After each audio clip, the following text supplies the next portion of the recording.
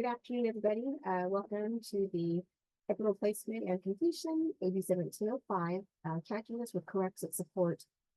Today's webinar features a spotlight on Chaffey College. We're glad to present our webinar to you today in partnership with also the RP Group, Mallory Newell and team. I'm pleased to welcome and introduce you to our Chaffey College presenters. So on that note, I will turn the webinar over to Michael Wangler, Dean of Mathematics and Science at Chaffey College. Welcome, Chaffey team.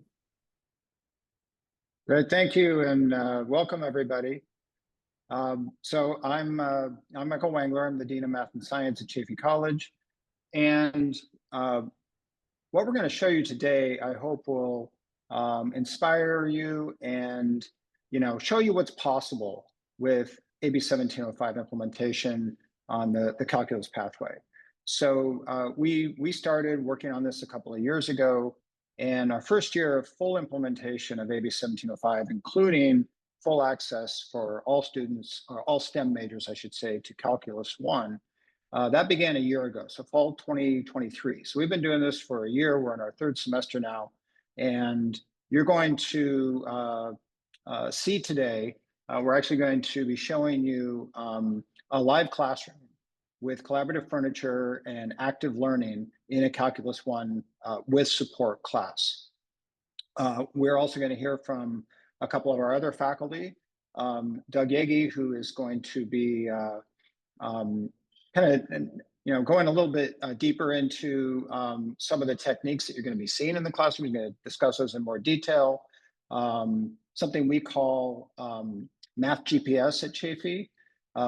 It's growth mindset, productive struggle, and building a sense of belonging in the classroom. And after Doug, you're going to hear from Donna, who is one of our embedded support faculty. So she actually spends a couple of hours each week inside the classroom helping out the main instructor.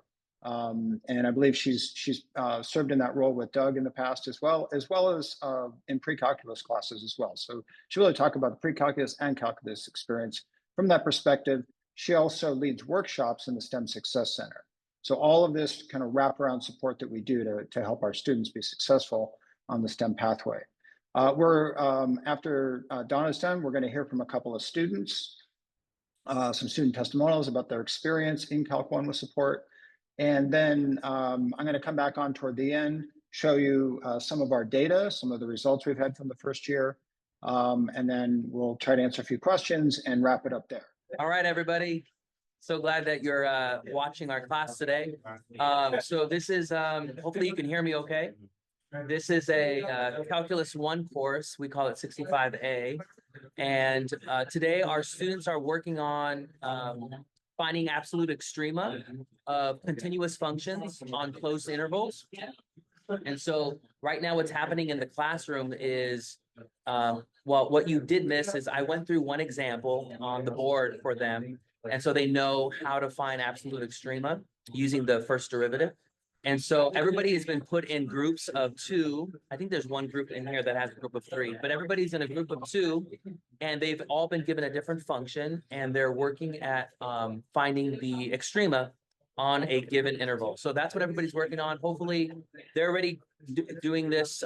They've been working on this for about 5 or 10 minutes. And so what I've asked them to do is to graph the function showing the extrema on poster paper. And so hopefully you can look around the room and see students already working on their poster papers, and they're going to hang them up on the wall and kind of display them. So anyway, that's what we're working on today. So I hope you can see the students working and having fun.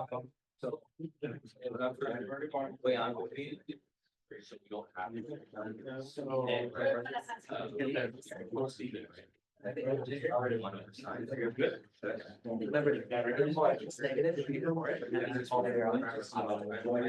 that's going to do is this entire term negative there. So it's 1 over x squared is this all above the x-axis. Okay, but now the negative is going to reflect it across the x-axis. So if this is the x-axis, you got it like that. But of course, don't draw the whole curve, only draw.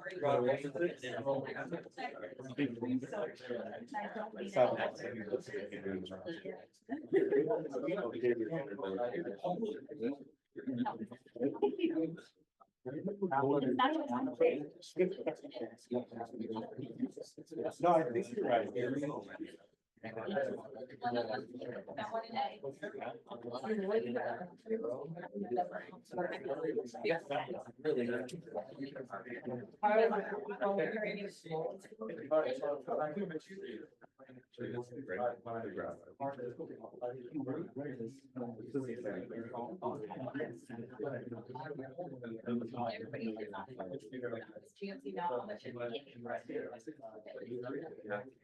Yeah, it's not just scale.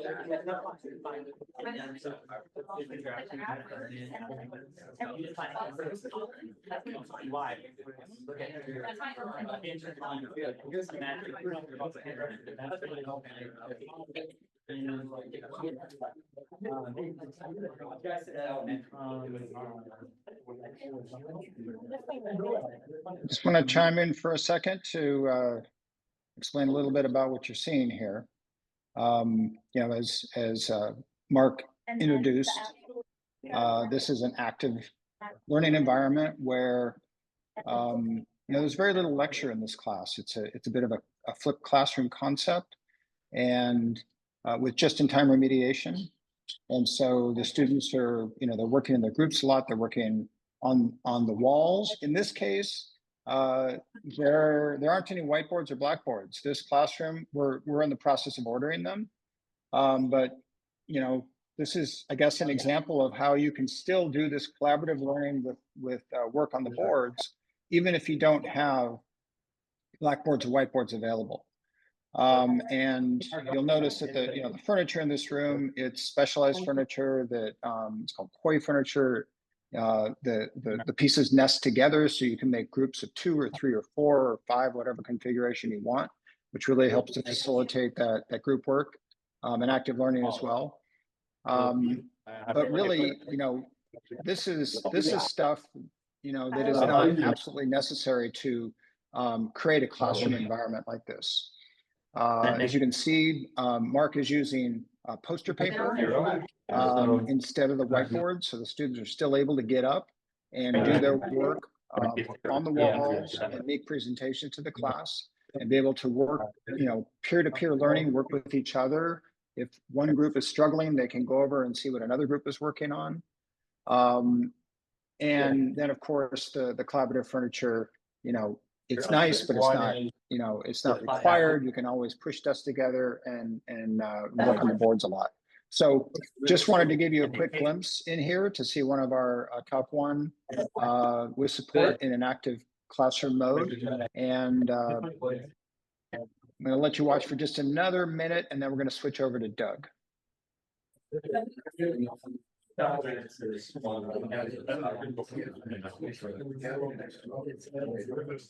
make sure I leave it out there.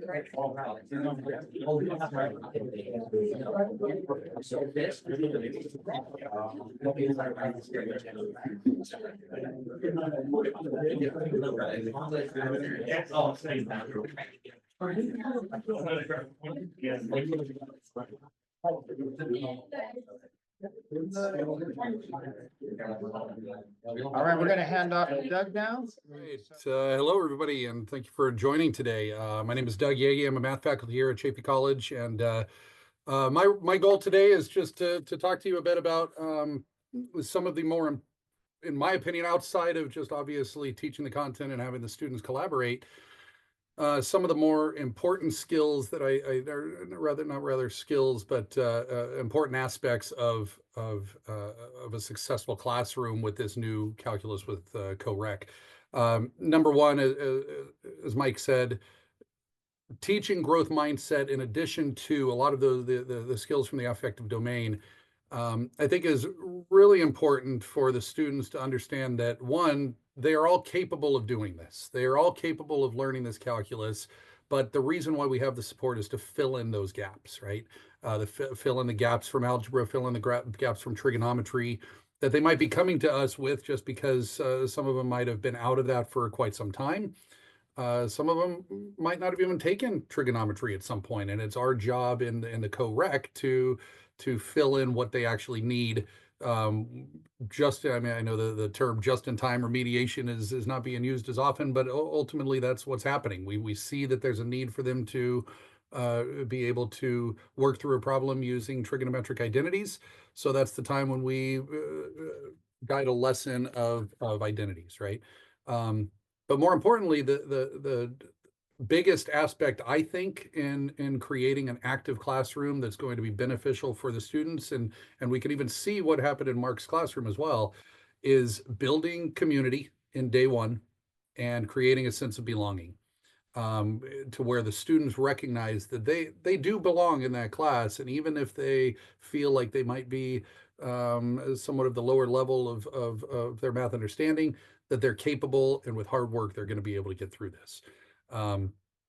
The community building is an important aspect. As I mentioned with Mark's classroom, I was looking particularly at different groups of students, and you could see a few things happening. Number one, they were all talking and they were all loud. I love loud classrooms. I hate quiet classrooms. I want to be able to walk into my classroom, when we're ready to start, and already see 30 students talking and laughing and communicating with each other, with problems from their problem sets that they struggled with, and they were trying to figure that out together. And the way that happens is by building community within the first few days. I always do it on day one. I won't get too far into exactly how I do that with the activities, but I do a particular activity called People Bingo, which allows the students, really, it's just a way for students to get up, move around the room, learn some tidbits of information from various students, and start talking to them. Because what we noticed with Mark's classroom is not only were they all engaged, not only were they all willing to talk, but they were moving around from group to group as well. If you saw in the background, there was a pair that was working right in view of the camera. One of those students stood up and walked over to another group when they didn't know what was going on. They feel open to being able to communicate with others, because we have, as the instructor, given him the I guess, permission to do so. When I know that in the traditional classroom, a lot of times students are in the habit, I suppose, of sitting at their desk quietly, taking notes, raising their hand when they have the question, and so on. But really, the way that these classrooms work, the way that the co-requisite courses are successful, is because when they are collaborating, when they are up at the desks, or up at the boards, or at their desks working with each other, they feel comfortable enough to not only communicate with each other, but also standing up. And we saw it with Mark's classroom again, standing up and going over and talking to the professor and getting little tidbits. And Mark was not directly always giving the full answer. He was giving him little tips about how to get to that answer. Now, Mike mentioned another thing about productive struggle.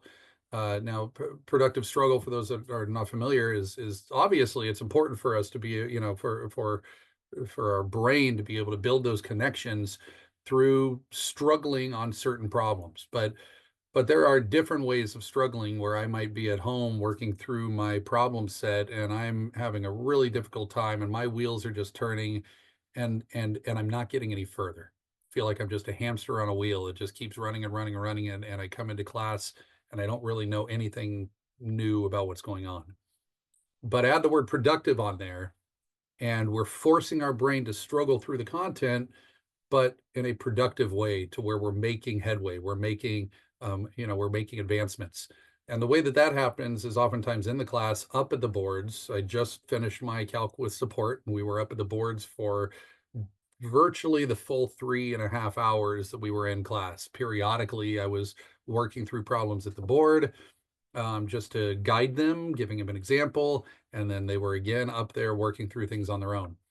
And a lot of times I will see them struggling, and I'll see them starting to make mistakes, and I let them, because it's really where those mistakes, it's really trying to see why that mistake might be the wrong pathway, that's going to help them to be productive in their process, and find the right way out. Now, when I end up seeing that they're starting to go off the rails, I'll come back over there and ask them where they were going with it.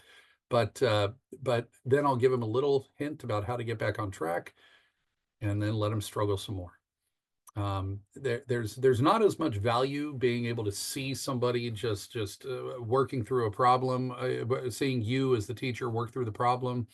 You know, I give the analogy, I really enjoy golfing. I'm not a great golfer, but I tell my students that, look, I mean, I could sit on the couch all day on Sunday and watch these pros hitting these amazing drives 300 yards and getting out of the sand and hitting it to 2 feet away and making a 40-foot putt. And I could watch that all day long. And then when I get out to the course, that doesn't necessarily mean that I know how to do it. Just because I'm watching somebody do it, if I'm not physically struggling through the problem myself, I'm not really learning it on my own, start to finish, without referring to anything. And that's our goal, right? In addition to this, I know we don't have a lot of time, and I know I have to pass this over, but you know, in addition to the teaching outside of just the content, teaching growth mindset skills, building community and a sense of belonging, allowing the students to struggle through problems and build those synapses to where they can see those connections later on. In addition to that, our students need study skills. Our students need test taking strategies. Our students need all of these things that are outside of just the content of the course. And all of those can be woven into the fabric of this course. And so we've, you know, here at Chaffey College, we've been fortunate enough to really see some anecdotal success. We also have data that we've gotten from our institutional research team recently, for local data, to see how these co-requisite courses or calculus, placement into calculus, has been working for us. And I know that Mike will be willing to share that as well. But I really just want to, you know, kind of finish off with helping you to understand that we are here to help. We recognize that a lot of colleges, this is new and it's a little daunting, and you know, recognizing that we are all going to be having to make this transition.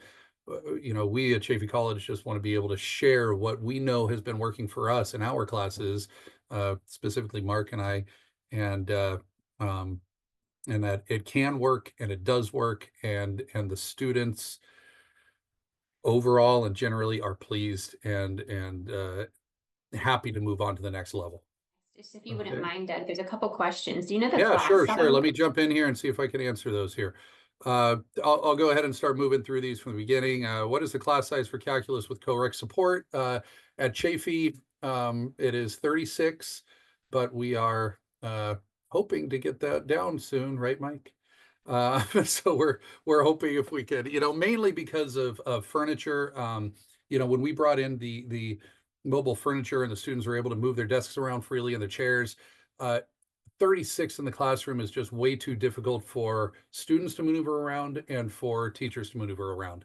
So I do know that some of the classrooms themselves are going to have classroom caps, but you know, right now we're at 36. So Michael, can you clarify if we were watching the co-rec or the calculus course? For example, are students in the co-rec now and will continue for the remainder of the day in the calculus course? Great question. Both. It's the co-rec course is directly woven into the calculus course as well. So what that means is that, you know, I teach, for instance, I teach a 14-week short-term course. My calculus course meets for 2.5 hours twice a week. And attached to that is an additional 1 hour of support. The 1 hour class is not necessarily just, hey, we're going to be working on the support content for an hour, and now we're going to work on the calculus for 2.5 hours. It's all seamlessly worked into the fabric. So I may, you know, right now work for 15 minutes on some co-rec content, give them a product rule problem to work on. So now they're working on calculus, but that product rule problem required them to use the factoring skills from the support content.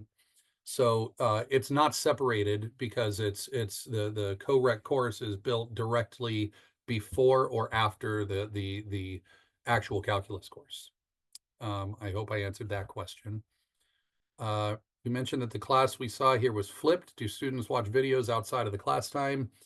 I'm not exactly sure how Mark runs his. I do know that he does run a flip model, but I could talk about how I do mine. My whole class is built on Canvas. I provide the students with videos ahead of time. They are, I could talk briefly about it. I put them in PlayPosit. They're YouTube videos that I link through a program called PlayPosit through Canvas. And it requires the students to watch the video, so they can't just skip past it and say they did. It gives them credit for watching it. They're expected to watch the video outside of class, so that when they come into class, they're ready to hit the ground running, get up to the boards and start doing problems. I will still give a brief 10-minute lesson or recap of what they would have seen in the video, but it's nowhere near the lecture time that I would be giving if I was just teaching them the chain rule, for instance. And so, yeah, so we watch the videos. They watch the videos outside of class. Does everybody watch them? No. And I call them out on it sometimes, like I did today, when I noticed that, about 2/3 of the class watched it and another third didn't. And it's obvious, and because you could see which students are able to maneuver through the content and which aren't. But they learn generally. Most of them will watch it, especially if there's points attached to it, which is why I've attached, they're just 2 points a piece. There's 30 maybe videos or so for 60 points out of 850. So as far as the students are concerned, it's not a whole lot, but they don't want to lose points. So I've found that when you attach points to the videos, they're much more likely to watch it. Aside from active collaborative learning, has the pedagogy changed based upon AB 1705, or do these students have pre-calc already? Some students have pre-calc, some don't. I'd say the pedagogy itself hasn't changed, and kind of the methodology of my teaching hasn't changed. And I've been teaching calculus for 20 years now, and calculus was support since fall of 2023. And I'd say over the last few years, no. I mean, the methodology hasn't changed. It's just nice because we have that extra hour that a lot of times calculus teachers can't really slow down and teach them the importance and go through like the derivations of the identities for trigonometry, because we don't have time. So we just say, okay, you got to know this. Remember, this is what you should know from calculus or from pre-cal. But a lot of the students that are coming in don't have that. So that's why, it falls on us to recognize what topics from pre-calculus are necessary at that particular moment in calculus. And you'll also notice that a lot of the support time, to answer a question from earlier about whether or not Mark's class was the support class or the calculus class, what you'll notice is that a lot of times at the beginning of the semester, you're front loading a lot of the calculus content, and I'm sorry, you're front loading a lot of the co-rec content. I thought I said calculus, and which means later on in the semester, they kind of already have that trigonometry and algebra base. So you're teaching the support content less often.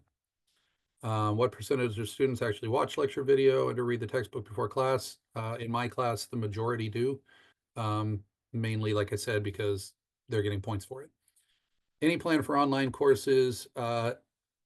Mike can maybe speak to this. As far as I know, we are not offering any courses with support online, mainly because, the co-requisite model relies heavily on the collaboration tool, right? The fact that students can come in, they can struggle through problems together.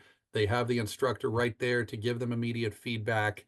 And that just can't happen as easily in asynchronous online courses. And right now at Chaffey, that's all we offer is asynchronous. Are there technologies that were not previously used in a calculus class that you're now using? I use, personally, the students will use their own devices, but I often do some activities through Desmos. And so the students are required to either use their own device, their laptop or iPad. But we do have some class sets of iPads as well that allow us to do some of those activities. That's not every day. I don't use those every day. I use, I use the iPads. I'll probably say once every 2 to 3 weeks, probably, for maybe an hour or less. A lot of the extra time is in class. Our course topics for calculus have not changed. We've just built in support that's going to help students to do better at those topics. How long are the videos that they watch outside of class? Mine personally are anywhere from 15 to 40 minutes. I know that, it's better to be making videos that are more bite-sized chunks, like 5 to 7 minutes. So don't hate on me for that, but but they are, obviously graded on that, and the majority of them do watch it. I'm going to read this last. I'll just mention real briefly about grade distributions. This is anecdotal.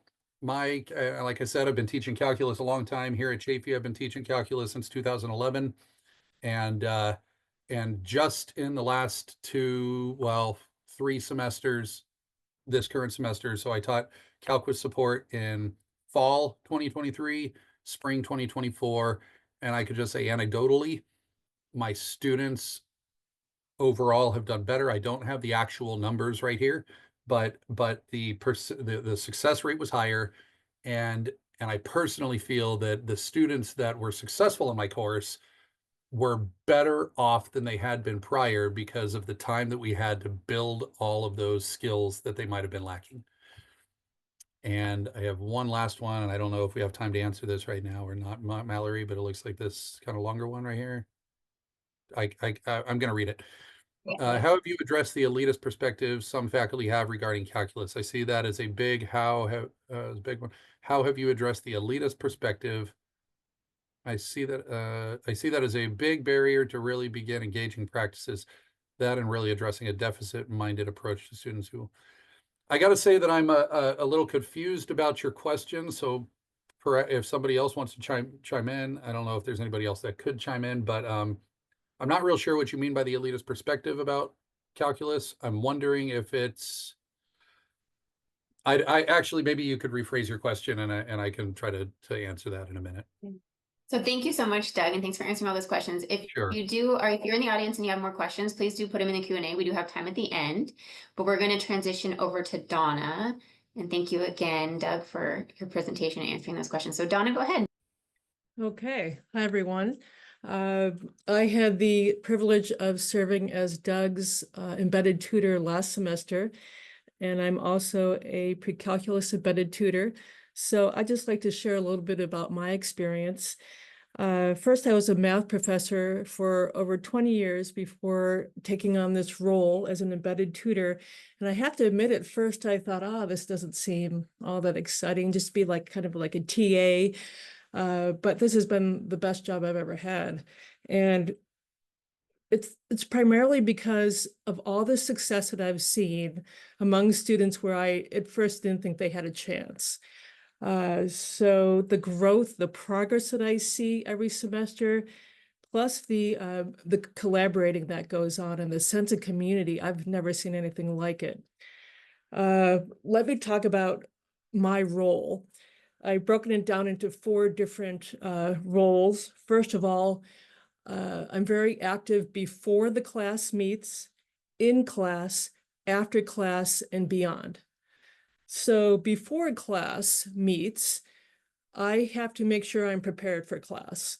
And that means taking a look at the professor's Canvas page, checking out the schedule, making sure I'm ready to help in the classroom on the particular topic of the day.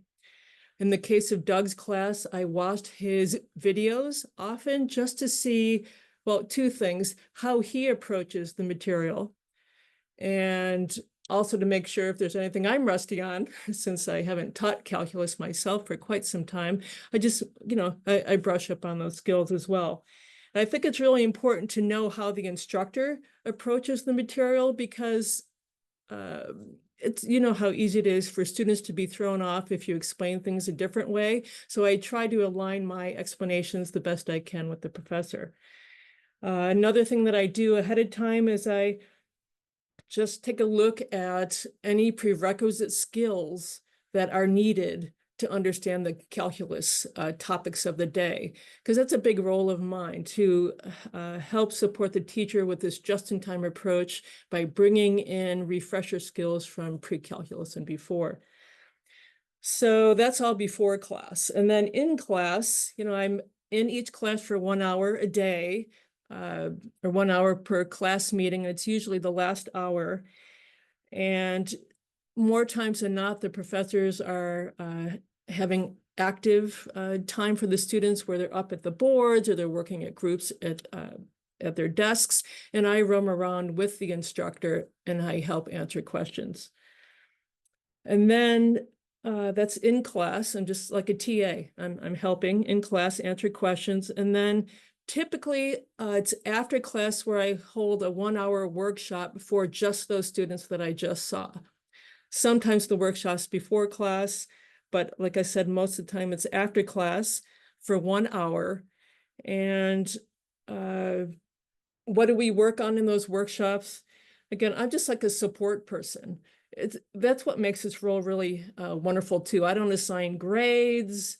They can really just speak freely, in the workshop about, I really don't get this. Like, I don't even know what square root of 4 is. Can you help me with that?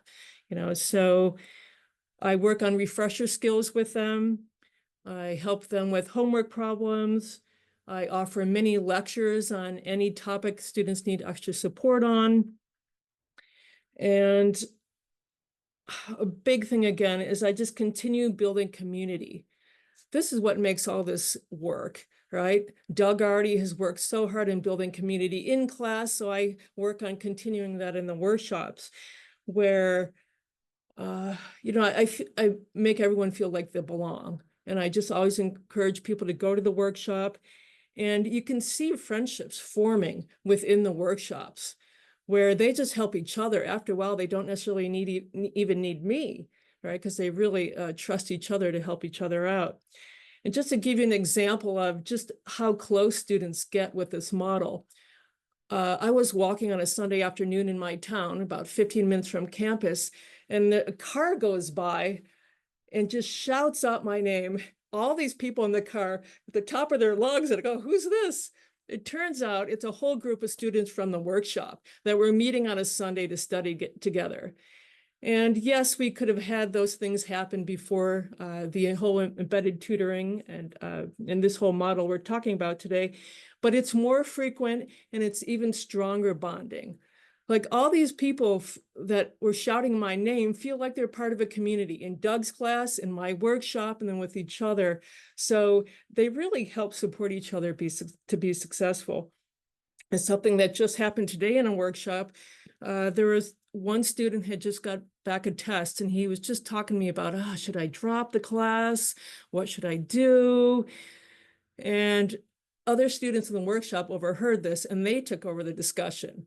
And just supporting them, you can do it. You got to start coming to our separate workshops beyond what Donna offers, because we always get together, like, come join our group. And by the time the workshop was over, this student was so happy because he feels like he's got now even more support. So it's been, like I said, the best job ever, because there's such an air of positivity and hopefulness and believing that they can be successful.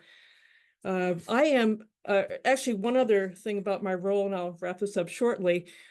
Beyond my work that I've already said, I also like to go above and beyond, where I have identified a bunch of prerequisite skills from pre-calculus or before that I've seen that students have struggled on. And Doug does a phenomenal job in class refreshing these skills, but there are other students that might need even more support in those areas.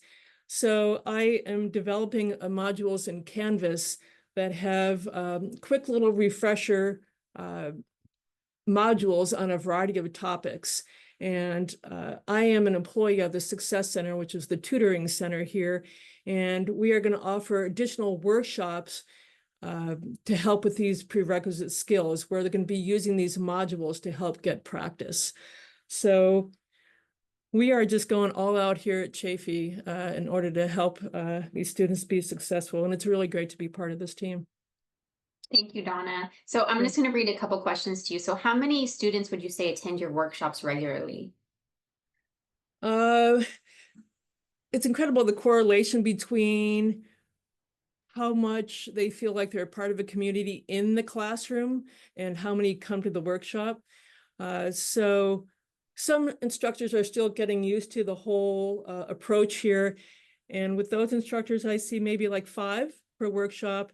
And other classes, it can be like in my pre-calc right now, I got anywhere between 15 to 20 students each workshop, and there's only maybe 25 to 30 students in the class.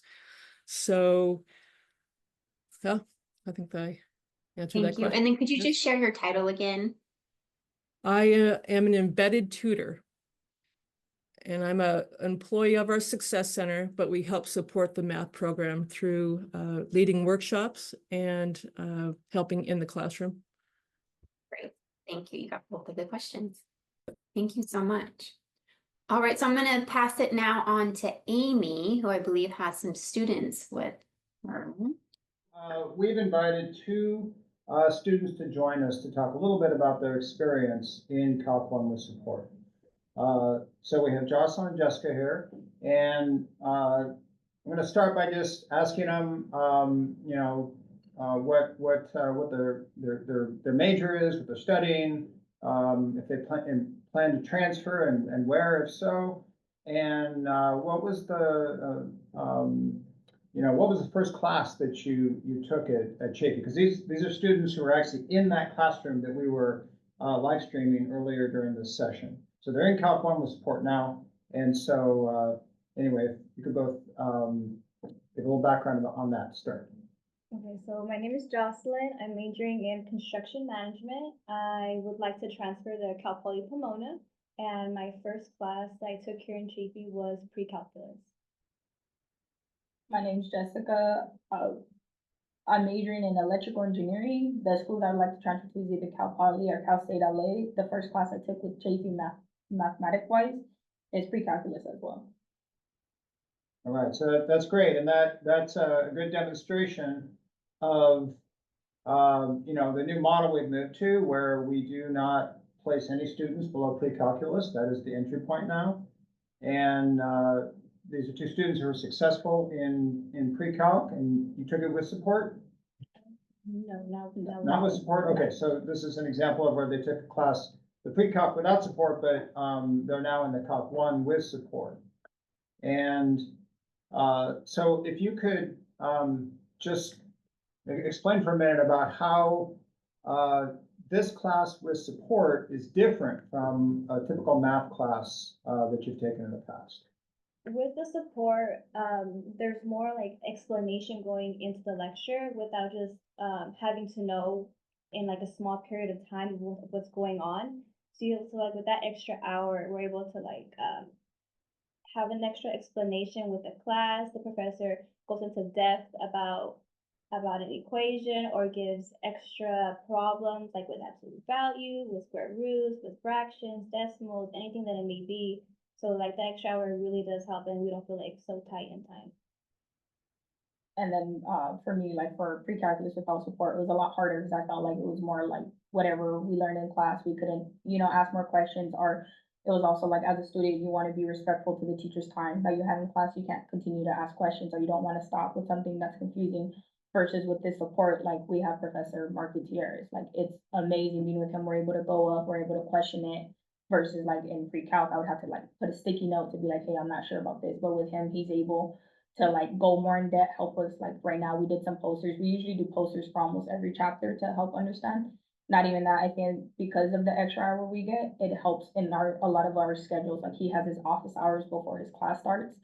And just being a student, his office hours start at 12:30. Best believe I'm here from 12:30 to 5 because it's very useful. I feel like with the support, we're able to mess up and feel okay with messing up and learning from others and learning from our mistakes because he's still there to tell us. And just like how they said, like our community and just that class with that support helps us feel comfortable with each other. Like, oh, this is why, or try it this way or this, that. And then he's right there, cheering us on like, hey, yeah, if not, or don't do this, because it's going to be harder versus, the correct way or the shorter way. But it's more like I'm okay with messing up, I'm okay with asking questions versus without support, I'm more like, okay, I might not have time for this, or I'm gonna have to Google it.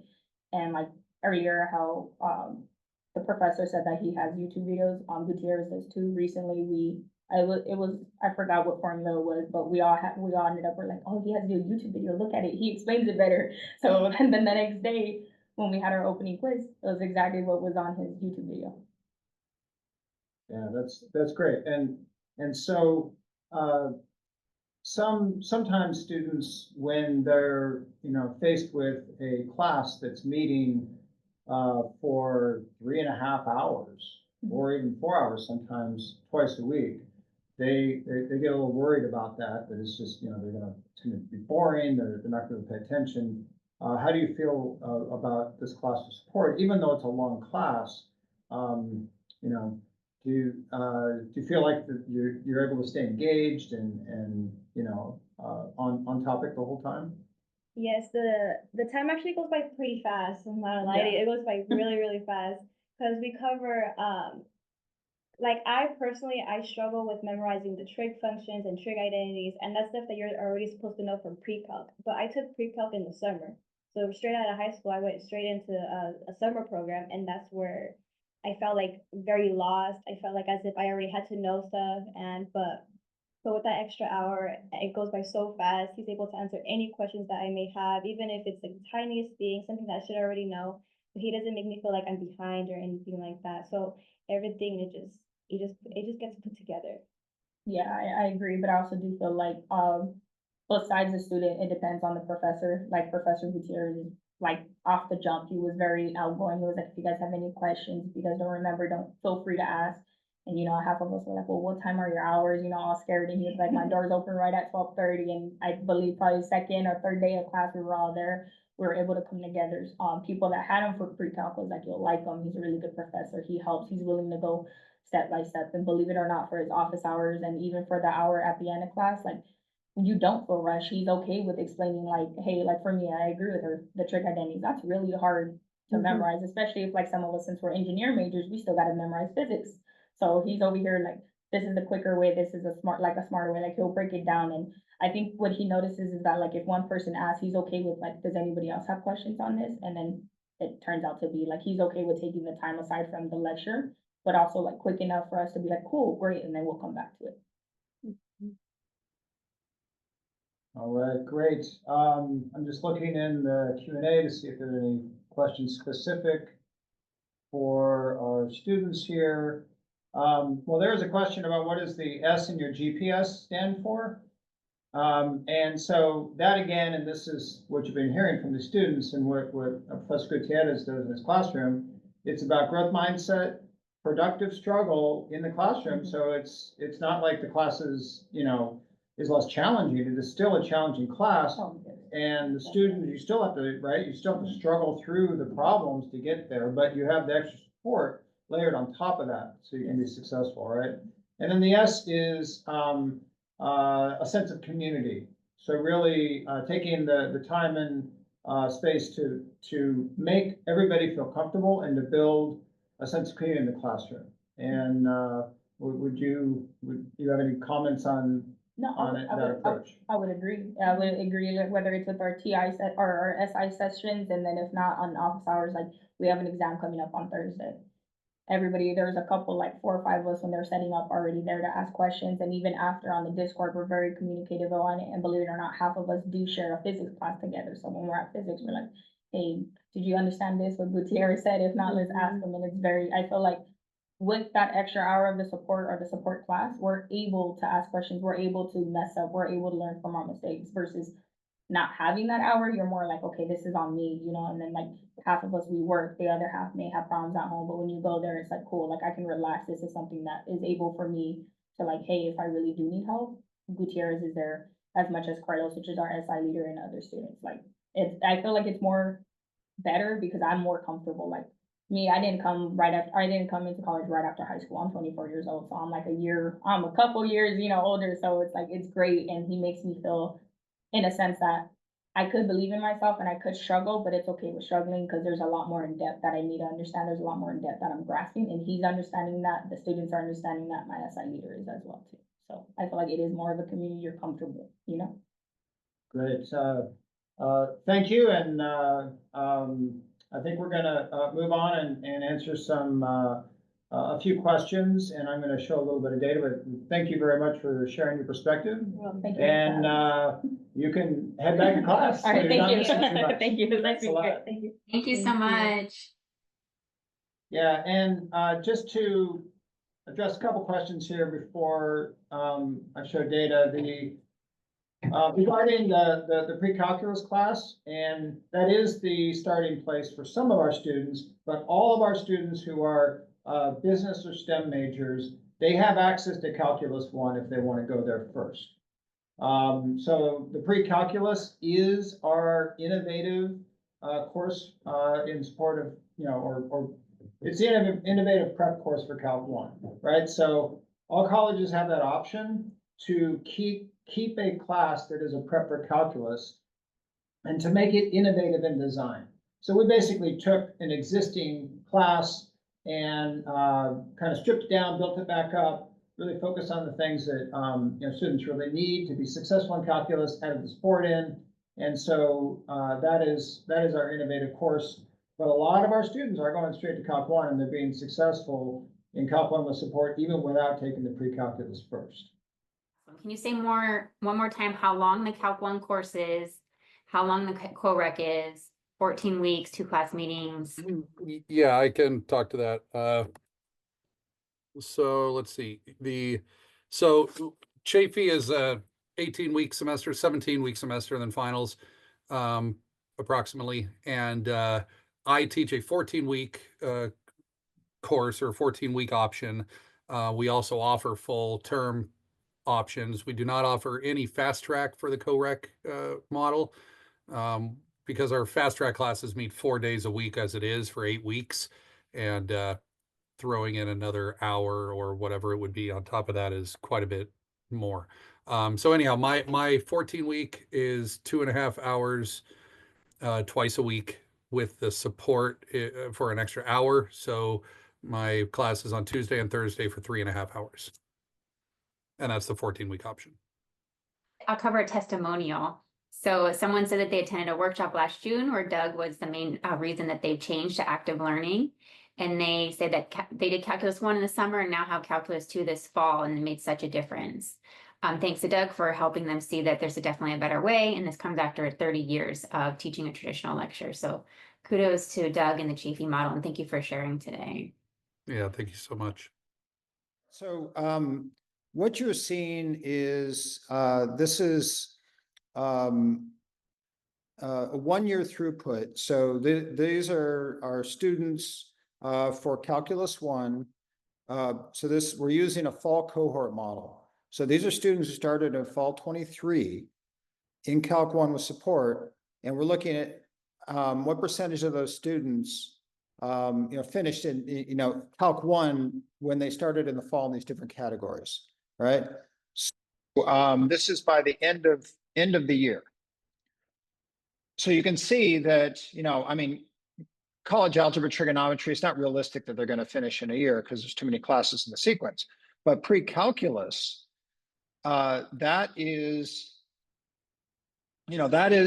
would be success in the fall in pre-calculus and success again in the spring in Calc 1. And you can see there's quite a difference between pre-calculus and calculus. So students who go straight into the calculus in that first semester, it's possible they may have had to take it again in the spring, but across that year, 23-24, we're talking about 60% of both STEM and non-STEM majors who took calculus are successful. And so I know the question comes, okay, well that's just 1 year, and pre-calculus, if they weren't successful, maybe they had to retake it again. So this is the next slide. I mean, it's almost looks like I didn't even change the slide because the numbers are basically the same. This is looking at 2-year throughput. And so this is very similar to the data that we saw from, when the Chancellor's Office and RP Group sent each college its own individual data. We basically try to replicate that here. And so even with 2 years, slightly higher throughput rate for pre-calc students, But again, it was benefiting students most to start in Calc 1. And this is just combined with or without support. But the message is clear that, putting students into Calc 1 is, they are much more successful than starting even in pre-calculus over 2 years. Now, that doesn't mean we've given up on pre-calculus. Pre-calculus being this is our innovative course in support of calculus, and we're going to try everything we can over the next couple of years to bring those rates up so that we're able to keep this course so that it's kind of on par with students who start in Calc 1. And I just want to show you, we do have some data on just looking at with and without support for our pre-calculus and calculus throughput rates. And looking at Calc 1 in particular, you can see that with support and without support, very, very similar, kind of within the margin of error there, where, this is a fairly low end value for the Calc 1 with support because it's brand new class in fall of 23. We're now probably going to have 200 students or 150 to 200 students to look at this year. So it'll be, a better cohort. But again, this is showing what I see this is that our Calc 1 is successful for a lot of our students, and Calc 1 with support is that, these are generally the students who are less prepared, yet we're seeing similar success rates for the 1 year throughput rate.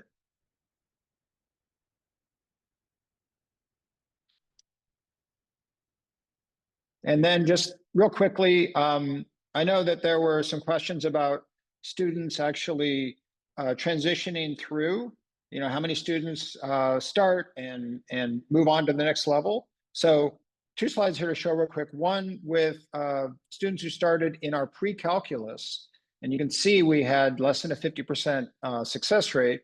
And then those students, then it was even fewer of those who enrolled in the calculus class. And then again, fewer, students enrolled in the Calc 2. So you can see that kind of attrition over time, and the longer that pipeline is, the greater the attrition is. And this is the last slide I have. It just shows that students who start in calculus to begin with, again, right, not all students are successful the first time through. And again, this is just the fall cohort. But you can see that their movement through the pipeline is shorter, and we're getting more of them through, and they're actually completing Calc 2 in that, just in that 1 year time frame when they're able to start in Calc 1. A fair number of are completing. Feel free to reach out to us at Chaffey for, we can answer additional questions if you get in touch with us. Could submit questions to ab705@cccco.edu. That's 4 C's and an O regarding 705 or 1705 implementation.